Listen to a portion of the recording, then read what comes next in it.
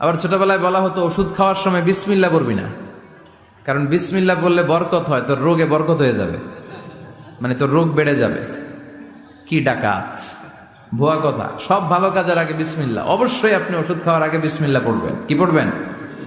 আমাদের দেশে শেখানো হয় ওষুধ হাতে নিয়ে যখন তুমি খাবা তখন পড়বা আল্লাহু শাফি আল্লাহু মুআফি। এটারে উল্টে আবার বাংলাদেশকে আল্লাহ শাফি আল্লাহ মাফি। শব্দটা মাফি না, শব্দটা হচ্ছে মুআফি।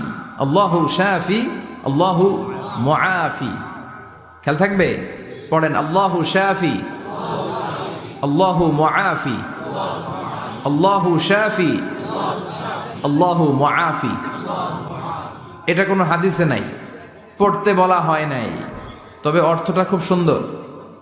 আল্লাহই তিনি শিফা দান করেন, আল্লাহই রোগ থেকে মুক্তি দান করেন। ওষুধ আমি খাচ্ছি, মেডিসিন খাওয়া সুন্নাহ, কিন্তু ওষুধ আমারে শিফা দেয়